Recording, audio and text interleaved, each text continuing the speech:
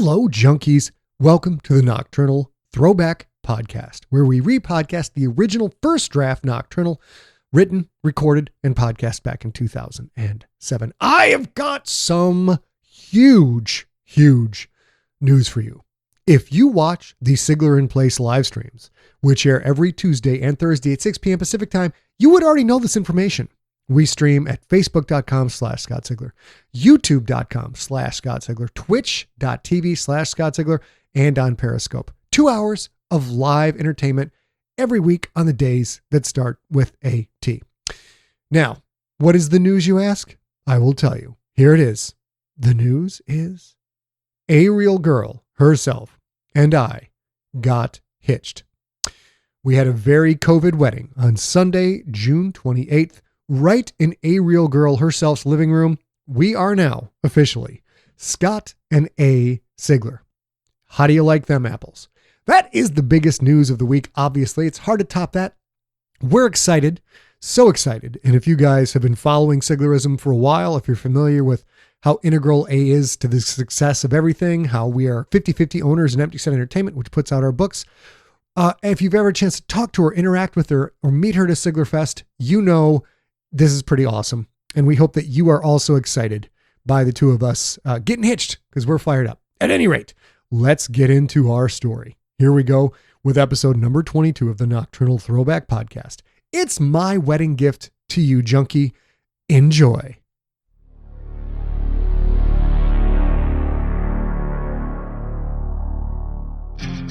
You should have killed me when you had the chance, Julie Andrews, but you failed, and now I'm back for Nocturnal episode 22. Nocturnal is a podcast-only novel you can't buy in stores and you can't peek at the end. Written and performed by Scott Sigler. More information and more free stories available at scottsigler.com. This book contains adult language, mature situations, and lots of violence. Hello, all my awesome, dirty junkies.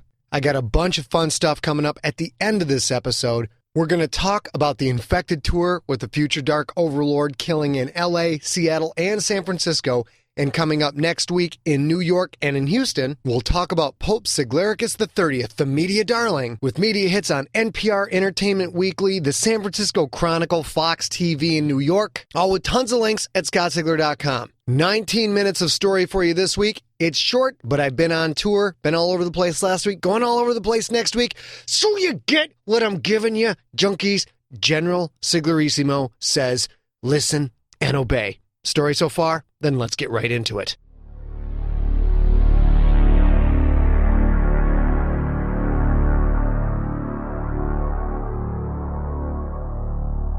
Hi, this is Kimmy Alexander from the podcast Tail Chasing. This episode of Nocturnal is all about the monsters. Rex Deprovdichuk is deep in the home of Marie's children, the lethal cult that exists between the streets of San Francisco. The cult seems to think that Rex is their king, and they have welcomed him with open arms. But some of Marie's children, like the manipulative killer called Sly, may have other motives. And if Rex can manage the people that want to use him, what will happen when he meets Firstborn, the man who has led Marie's children for over 200 years? But before Firstborn can confront Rex, he has to finish up a mass assassination ordered by Frank Lanza, boss of the San Francisco Mafia. Firstborn likes to hit hard, kill everyone in sight, then get out before he's seen. But will his tactics be fast enough and brutal enough to take out his target, the Russian mob? Let's find out in Nocturnal, episode number 22.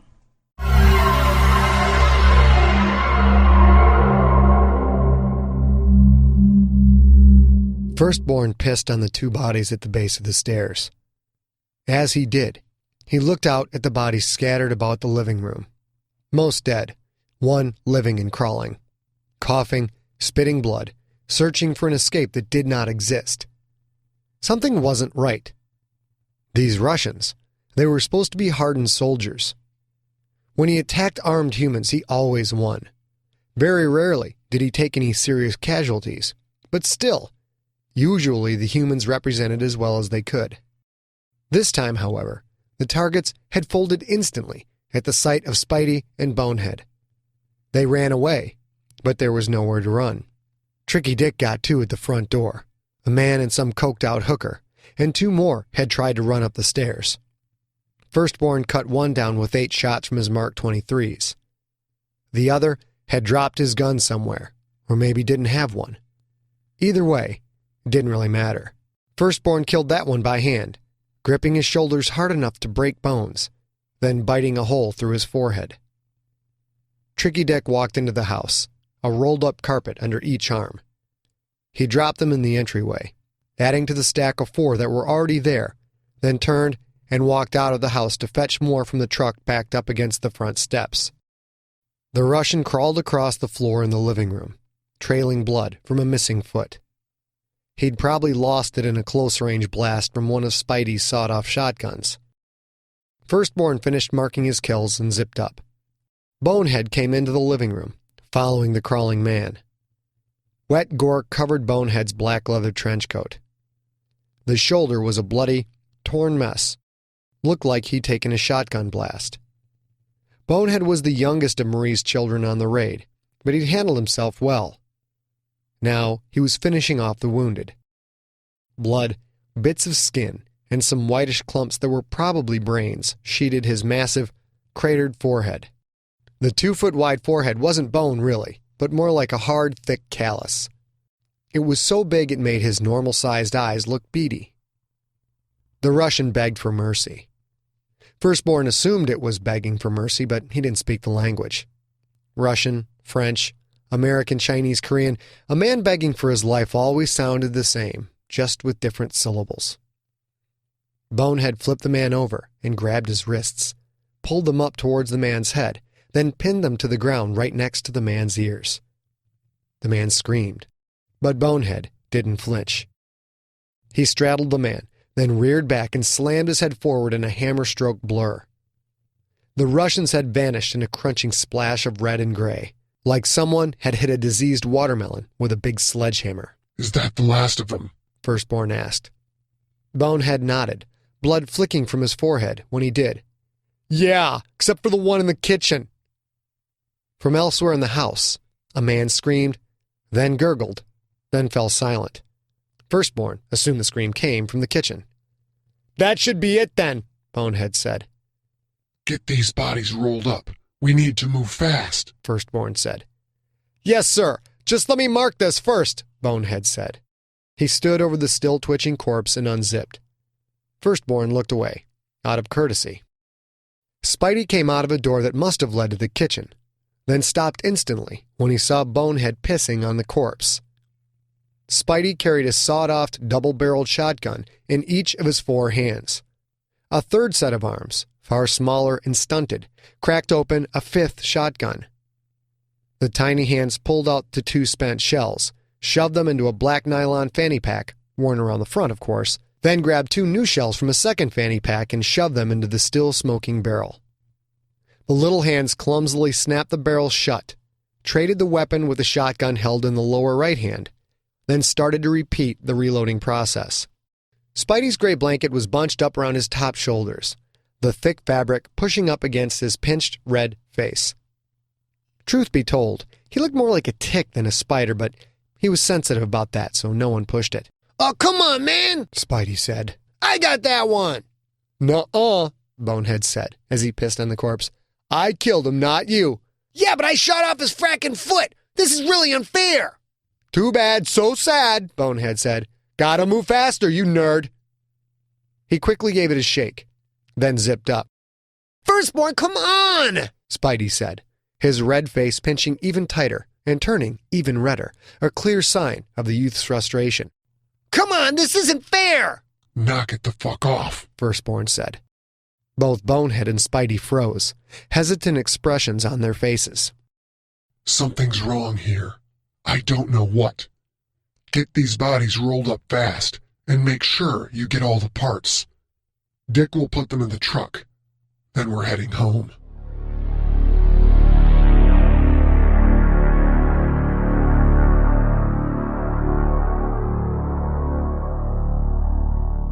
Rex followed Sly and Pierre onto a narrow ledge that surrounded an open space maybe 200 feet across.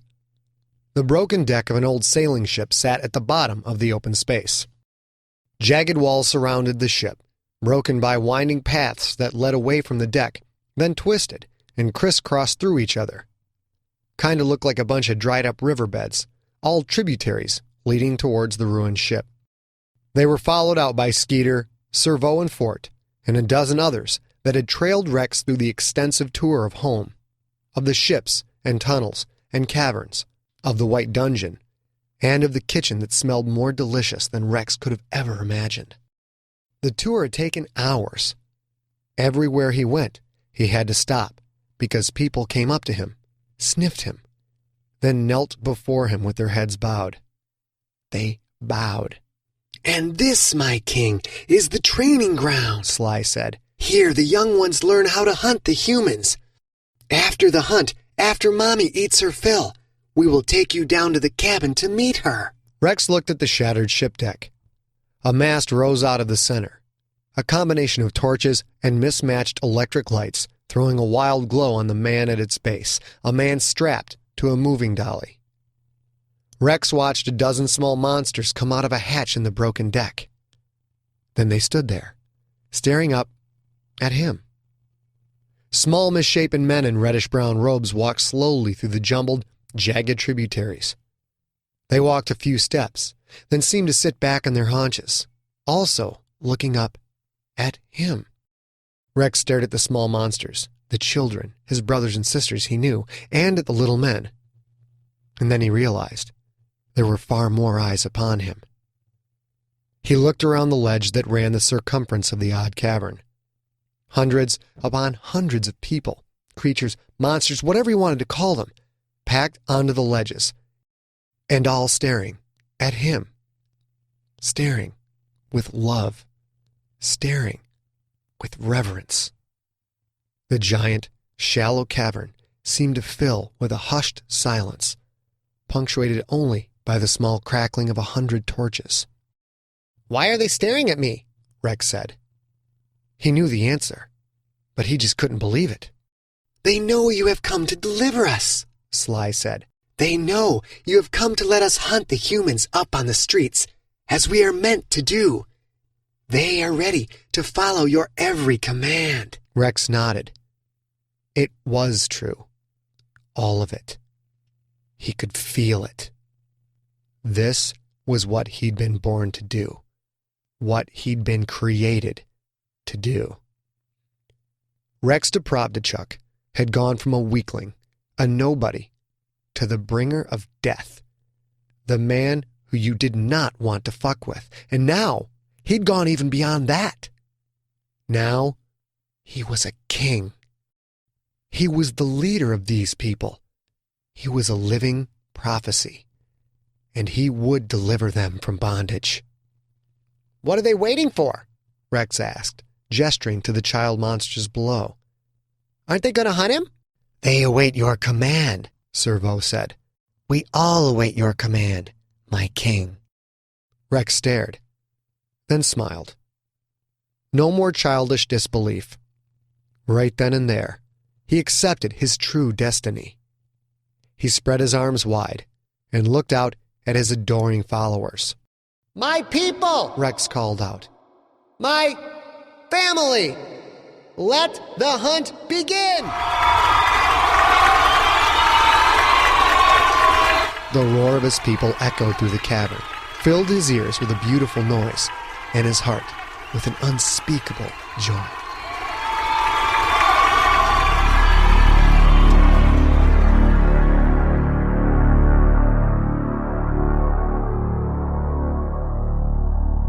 Down on the ship's deck, the blood flew.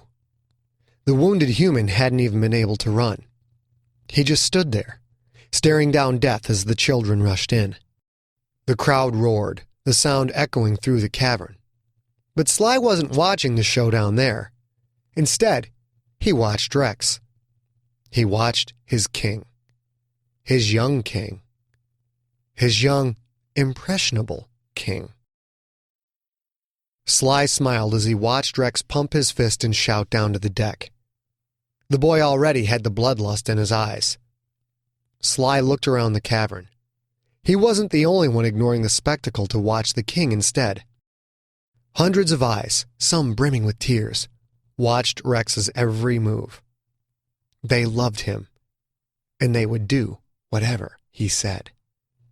Man, was it ever going to be fun when Firstborn found out he wasn't the man anymore. Soon the hunt would be over. Then Rex could meet Mommy. Sly didn't know what would happen. The prophecies were vague on that part. All they said was that someday the king would come to deliver them, and together with Mommy, he would rule the city above. Sly felt a tug on the corner of his blanket. He looked down. Even with the kid sitting right there, right in front of him, it took him a full second to see the outline of Tard. Tard looked just like the ground upon which he sat. That idiot kid was spooky as fuck that way. Sly didn't speak. Instead, he turned and walked back into the tunnel that led away from the ledge. Tard followed. No one else seemed to notice Tard. A few yards down the empty tunnel, Sly stopped and turned. "Hello, chameleon," he said. Tard stood to his full 4 feet of height. He smiled his dopey smile, and his chest puffed up when he heard that ridiculous nickname. "Hello, Sly. I was just like you said." Sly nodded and smiled. Good, chameleon. You must have seen something very important to come and talk to me in front of everyone else." Tard nodded. Sly couldn't understand why the kid wouldn't just accept Tard as his nickname. With his glassy-eyed, vacant stare and his proclivity to drool a bit from time to time, it seemed to fit perfectly. Well, to each their own. "Yes," Tard said. "Yes, I did. I watched Savior's house." Sly shook his head and affected an expression of great respect. He threw in some wide-eyed amazement. That would help. "You are so brave to put yourself in the face of danger like that. Chameleon, it is a truly great thing you do." Tard smiled even wider and looked away, shy and embarrassed. "I don't know. I just do what you say to do." "Listen, chameleon, I'd love to chat more, but there are very, very important things going on. What did you come all this way to tell me?" Tard stopped smiling. He took a small step forward. With his toe, he drew the protection symbol in the loose dirt of the tunnel floor. "Savior was hurt," Tard said. "Hurt really bad." Sly blinked. Savior hurt? Couldn't be. Savior was, invulnerable. "What do you mean? How hurt was he?" They put him in one of those big white trucks, the ones with pretty lights on top." Sly blinked some more. It just could not be. "Chameleon, my brave friend, are you telling me that Savior was taken away from the house in an ambulance?" Tard nodded. A little drool slipped out of his lower lip to patter on the floor. "Yes, in the ambulance. I saw it. He fought the police. They stabbed him, I think. Then they tied him up and put him in the ambulance." "What hospital did they take him to?" Tard shook his head. More drool flew. A little landed on Sly's foot, and he tried to ignore it. "I don't know. I stayed at the house. I came to see you when the police went away." Of course. It would have been too much to hope that Tard could think for himself, would do the most basic, fucking obvious thing in the world, and see where their mortal enemy, their mortal, wounded enemy, wound up. Still, this was major league news. Huge.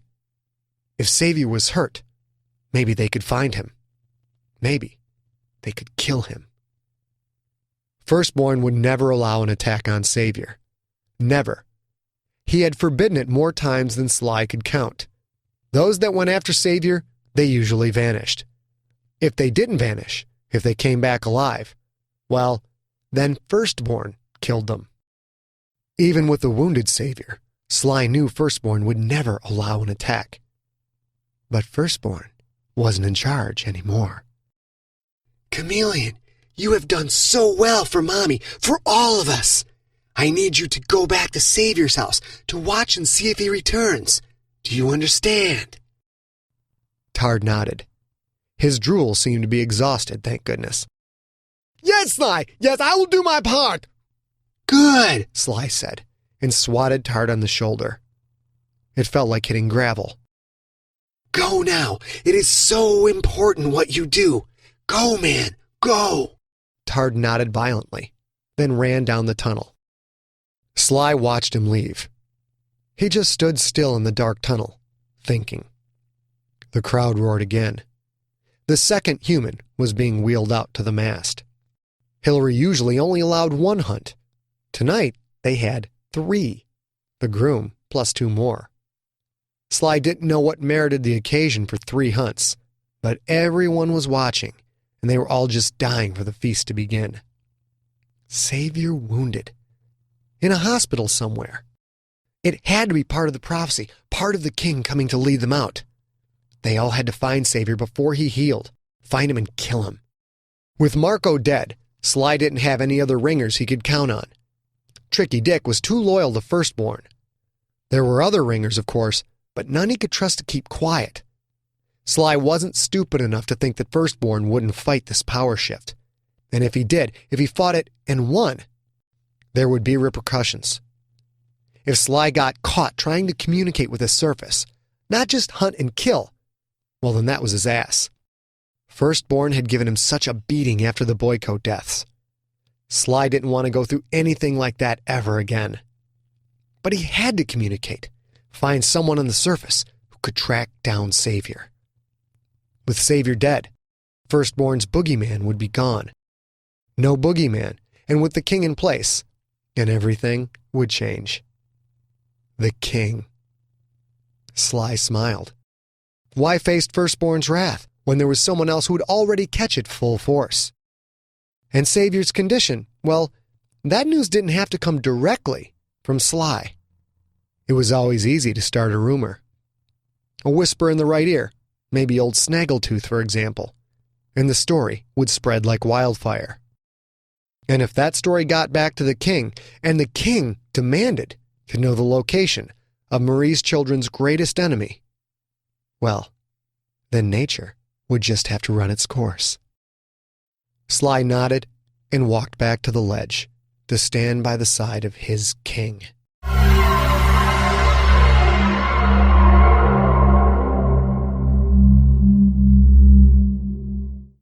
It was short, but I think it brings a portent of disaster, and that's always a good thing. So lots to talk about here in the post-show wrap-up. First of all, a couple of key things you can do to help promote Siglerism. First, the Amazon page is live.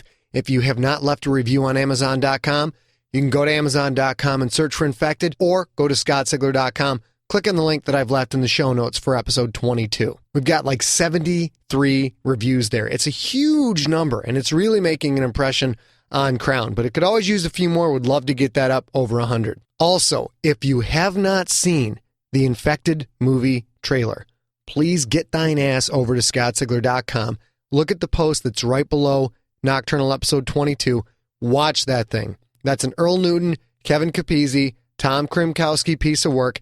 It's awesome. Not only do I want you to click on it and watch it, I want you to send the link for the video to everyone that you know who would dig this kind of content. The trailer has 4,000 views in less than a week. It's blowing up quite nicely. It's a great promotional piece, and I already know of a dozen people who've gone out and bought the book because of the trailer alone. So send that around. That'll help. So Pope Siglericus is the media douchebag / darling of the week. I'm the flavor of the month. It's kind of fun. It won't last long, but while it lasts, there's cool crap going on. Big feature article in the San Francisco Chronicle that featured Seth Harwood and myself, the podcasting fiction dudes of the Bay Area. It's awesome. It was a full-page article. And on the front page of the Chronicle was Seth Harwood's smiling mug. And then when you went to the article itself, good-sized picture of me, huge picture of Seth. It's crazy. Whoever the photographer is, he's got a thing for Seth. Got the links to that at ScottSigler.com, just like I have the links to a fantastic interview by J.C. Hutchins on his riveting show, Ultra Creative. So I have the link to that. Fox TV in New York did a little piece, a little webcam interview that goes over a bunch of stuff. Kind of crazy. They got more than a few facts wrong, but it was sort of a hurried up story, and they wanted to get it out right when the book was hot. And then, of course, if you want to know the movie influences that went into Infected, I've probably told you guys this before. I don't draw a lot of influences from literature and from other fiction writers. I do draw a ton of influences from TV, from movies, from science shows, from science books, things like that. But over at my blog at amctv.com, I have listed the major influences that went into making the main idea for Infected. So you guys, if you dig Infected, you'll probably enjoy seeing what went into it. I am now a full-time blogger at amctv.com. This is great. I'll be blogging there every week, indefinitely, until their editor gets tired of, editing out my F-bombs, and then they'll probably send me packing. But I know what you guys want to know. How is Infected selling? And the answer is, we don't know yet. Wednesday the 9th, when I'm in New York for the tour, that's when I'll find out the first week's worth of sales numbers. And that's will give us an idea if we chart in the New York Times or if we're just a bunch of jokers and we have no shot at that at all. But I will be filling you in on that information as soon as I get it. Let's talk about General Siglarissimo's stormtrooping tour of the United States. First of all, we hit LA. We had 50 people at Book Soup in LA right in the Sunset Strip. They sold like 42 books. From what I'm told, that's an awesome outing at a book tour, particularly for basically what's, first-time author. Then we rolled over to the Rainbow Room with a bunch of junkies, listened to 80s hair metal for hours, drank some beers. Fabulous, fabulous time. Thanks to everyone who came out to that. And thanks to everyone who showed up in downtown Seattle. Special thanks to the executrix of misinformation who set up that whole book tour stop. The woman who ran the bookstore was just freaking awesome. She did a great job, and she had green M&Ms waiting for me. I made this as part of my rider, to be a jerk. I'm like, I'm not going to go on unless I have green M&Ms. She had green M&Ms waiting. Then we finished up the week at Borderlands Books in San Francisco. Another great time. I'm going to guess we had 45 to 50 plus people there. It was really hard to tell. The place was really packed. They sold like 38 books or something. And just a great time had by one and all. Then we all rolled over to the pork store down there in the Mission area of San Francisco. Again, more beers. Again, more food. General Siglarissimo's almost put on all the weight he lost when he was ill on April 1st. Now, if I haven't shared that story with you, that is the kind of thing that can only happen to me as a reward for all my clean living. On the day my book comes out, on the pinnacle day of my career as a writer, when my hardcover hits the stands and I should be sitting in my home basking in the glory, there was an attempt on my life by Julie Andrews. Julie Andrews. Yes, that Julie Andrews, who starred in The Sound of Music, who starred in many, many movies where she almost always played the clean-cut, goody-two-shoes do-gooder. It seems that Miss Andrews' book came out on April 1st, the same day as Pope Sigloricus XXX's book. It seems that Miss Andrews believes in all that is good and nice and sweet and clean in this world, and therefore she has made it her mission to stop all that is dark and evil and future dark, evilly overlordish and mean and nasty. And that is me. That is me personified. Had a little party with some friends on the 31st, the day before the book came out on March 31st, and some food just showed up. All of a sudden, I look in the main table with all the books and the stickers and the temporary tattoos. There's a little gift card. General Siglarissimo, here's some almond roca candies for you to enjoy on your day before your ascension into glory. Of course, I ate 9 or 10 of them, which may have been overdoing it. It's difficult to say. But it turns out that these were poisoned. Poisoned by Julie Andrews, the star of The Sound of Music. I spent April 1st sicker than you can imagine. You think Freddy Krueger's sick? I was sick. Oh my God. And then they booked a radio tour for me. Crown booked this really expensive radio tour where I'm on station after station every 15 minutes for 4 or 5 hours starting at 4:30 in the morning. Oh, it was like a verbal minefield trying to get through these interviews while I am purging the future dark evil from my future dark stomach. Oh my God, what a brutal, brutal experience that was, you guys. I actually missed a couple of interviews, which is about the most unprofessional thing you can possibly imagine. That's how sick I was. That is literally how sick I was that I couldn't even pick up the phone. Managed to get back on track for one of the interviews in Chicago. Managed to ride out the rest of the day. Finished up the last 6 interviews. I wouldn't even go so far as to say strong, but they were rough. Then rolled into an interview on This Week in Science, which is one of my favorite podcasts.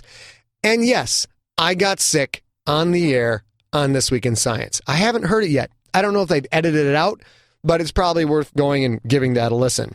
Dropped 5 pounds in 24 hours. Don't have a lot of weight to lose in the first place. It was kind of brutal. So all the food people have been throwing at me on tour trying to help the Pope get some of that weight back, almost back to normal again, and feeling quite fit, quite ready for leadership, quite ready to go to war with Julie Andrews. So if you see my book in bookstores, if it's on a display at the front of the store, you'll probably see Miss Andrews' books right next to it. Don't trust her. Don't trust her people. If you know someone who has The Sound of Music on DVD, do not trust them. Don't tell them that you are part of the Sigler Army. Don't tell them that you are part of Siglerism, or you too may be facing poisoned candy food. Should have killed me when you had the chance, Julie Andrews.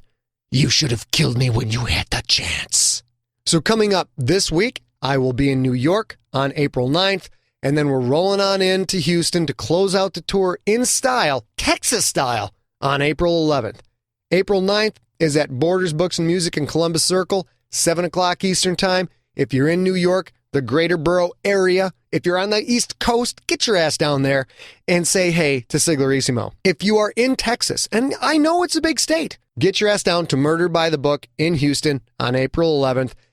Let's all have us a throwdown. What do you say? So that's it for this week. Please go to scottsigler.com. I got links to all the stuff I'm talking about in this episode. I've got more podcast interviews I did this week, but I'm trying to ration it out, so I'll talk about those in episode 23. And yes, it was a short episode. What do you expect? I'm flying all over the freaking country, people. I'm home for less than 48 hours, and I'm back on a plane again and getting the hell over to New York. I hope you dug what you heard in episode 22. There's a lot of cool stuff coming up in episode 23. Catch you next episode, junkies.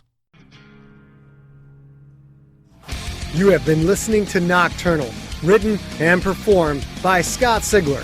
For more information, go to scottsigler.com. All music in this podcast provided by Uncrowned off their album Devils and Angels, available now at the iTunes Music Store.